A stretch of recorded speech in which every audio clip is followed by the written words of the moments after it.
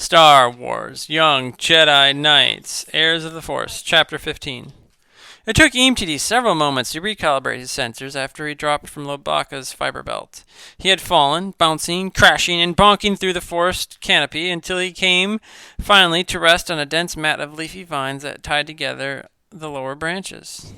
"Master Lobaka, come back!" he said, amplifying his voice circuits to their maximum volume levels. "Don't leave me, oh dear! I knew this would be a bad idea." He adjusted his optical sensors so he could see better in the dim light of the lower levels. He was surrounded by thickets that were nearly inaccessible to anyone as large as even a young Wookiee. "Help! Help me!" EMTD shouted again. He decided it would be most effective to continue shouting every 45 seconds because he calculated that was the maximum amount of time necessary for anyone nearby to come within earshot. Unable to move and scout out his location, EMTD's best guessed that he was still 20 meters above the ground. He hoped that no slight jarring of the branches would cause him to break free and tumble down again. If he fell that far to the ground, he might strike one of the rough lava outcroppings and split open his outer casing. With his circuits spilled across the jungle floor, no one would ever be able to put him back together in the proper fashion. His circuits buzzed at the thought. 45 seconds had passed. He called out again for help, then waited. He shouted repeatedly for the next hour and 11 minutes, hoping desperately to attract some sort of attention, someone to come rescue him.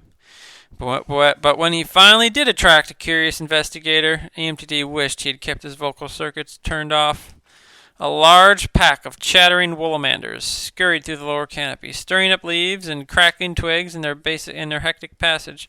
The arboreal creatures were loud and agile, able to clamber from thin branches to thick ones and back again without losing their balance. They seemed to be engaged in a contest to see who could yowl and chatter the loudest in the jungle silence as twilight deepened. Somehow, over all the ruckus, they managed to hear EMTD's cries for help. EMTD knew from his limited database of Yavin 4 that the Woolamanders were curious social creatures. Now that they had heard him, they began to search. In only moments, with their sharp, slit-eyed vision, they had spotted the translator droid's shiny outer casing in the jungle shadows. The pack of colorful, hairy creatures swarmed toward him.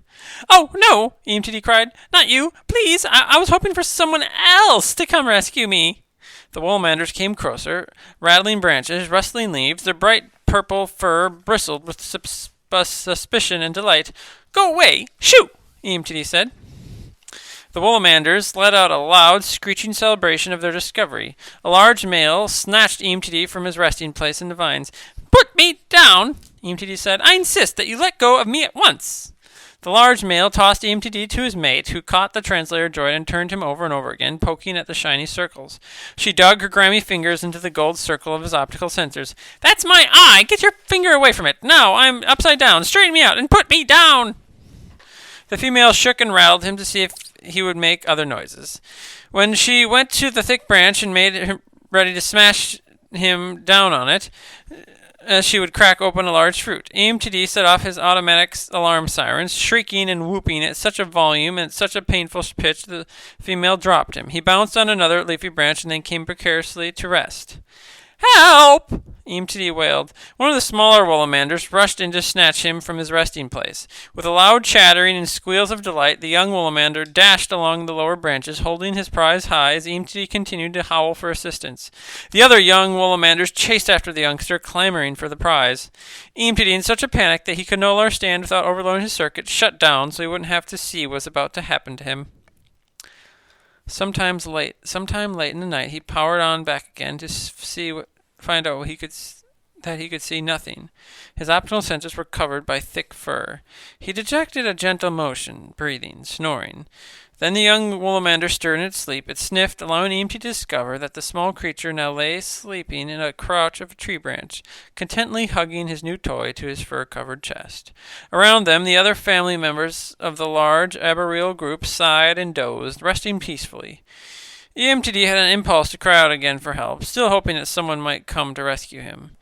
All the noisy Woolamanders were finally asleep, though, and EMTD decided to treasure this moment of peace. He would only hope for something better to happen the next day.